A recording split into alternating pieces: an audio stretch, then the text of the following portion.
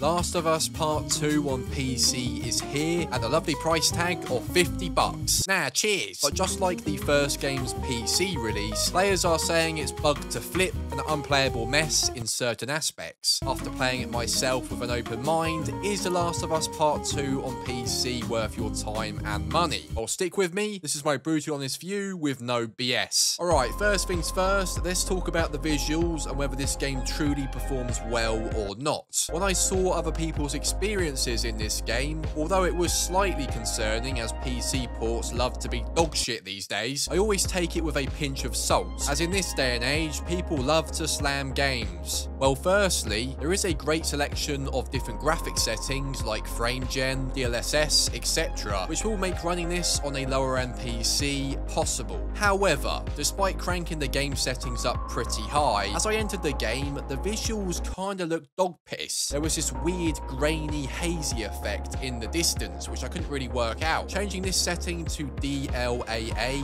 fixed it though and stopped my game from looking like a dirty little pirated movie. So if this happens to you, make sure to adjust this setting. My playthrough was steady and impressive to begin with. The visuals during cutscenes gave me constant protruding rod-ons and looked absolutely insane. Cutscenes aside, the texture detail during gameplay is nuts. Every crack on a building, every rain-soaked floorboard, and even the fabric on Ellie's shitty old backpack all looks insane and it's razor sharp. The lighting engine is very impressive and sunlight pours through trees in this super cinematic way and shadows stretch realistically as you move around, and indoor areas feel gritty and claustrophobic with that dusty post-apocalyptic vibe. As you'd expect, graphics do look better compared to the console version, with the FPS fully unlocked.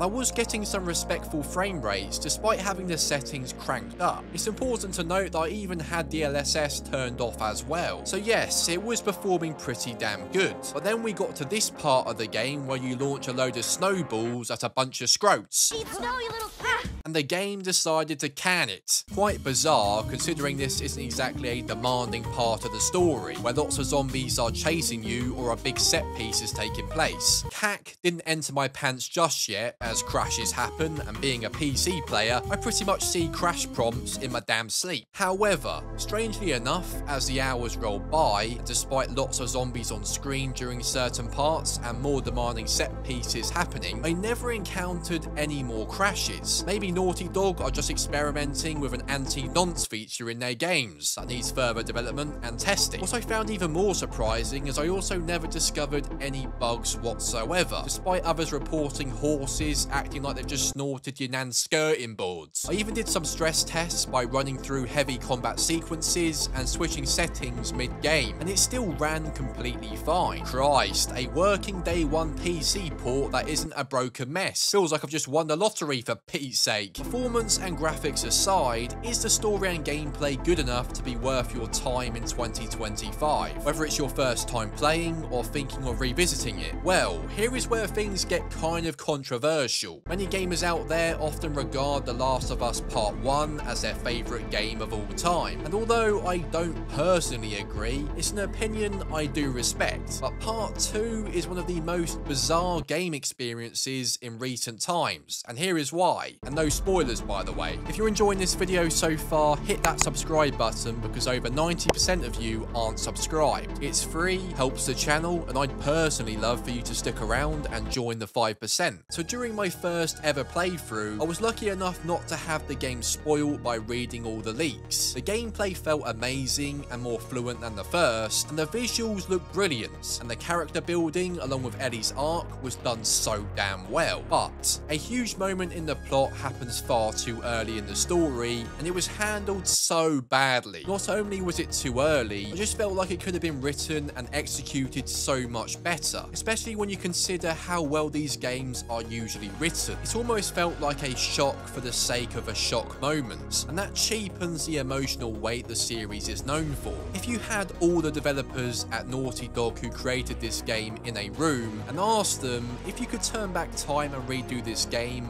would you? I honestly honestly think they would say yes. And that makes The Last of Us Part 2 so frustrating, because the gameplay is so damn good. And let me break down why. So playing it again in 2025 kind of blew my mind with how fluid and satisfying everything feels. The stealth is tense in the best kind of way. The different zombie types such as clickers and runners are unpredictable, and clickers can't see shit and runners can, which makes stealth challenging and makes you think about your actions and the way you should approach certain scenarios, as you only have limited ammo.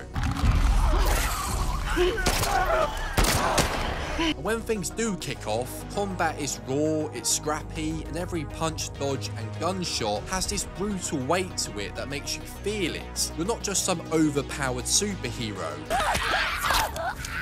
You're just surviving, and the edge of your seat tension keeps every encounter fresh. And the crafting system and weapon upgrades aren't overdone either. They're simple but meaningful, and I love the animations as you upgrade your weapons and loot your surroundings. The attention to detail in this game is insane. But despite the gameplay being so enjoyable and one of the best zombie game experiences ever, the story is going to be a huge deal breaker for a lot of people, and it does disappoint more often than not.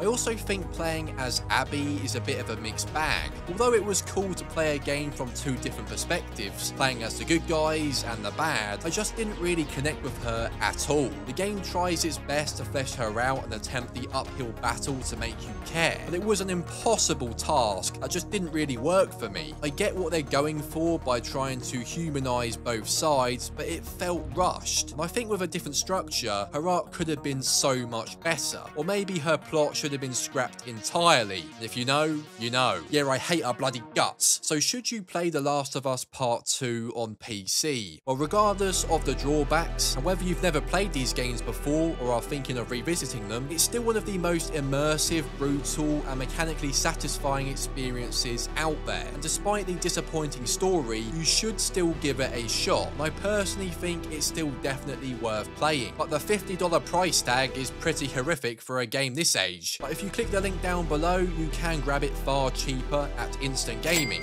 and save some cash. It pisses me off that these PC ports are still being sold at $50 despite the game being old as shit. But I guess that's not going to change anytime soon. So I'd love to know what you think about this. Let me know your honest thoughts in the comment section down below. And I'm sure there is people out there who love playing as Abby and have the complete opposite opinion, and might even have her picture on their walls. But do you think the big plot point in this game could have been managed much better? Or do you think it was well executed? I'm genuinely interested what you think. And speaking of absolutely shit PC ports, to find out the best way to play Spider-Man 2 on PC with the most amazing mods that will blow your mind, make sure to click the card on screen. You don't want to miss this video, trust me. Thank you for watching as always, and I'll see you next time.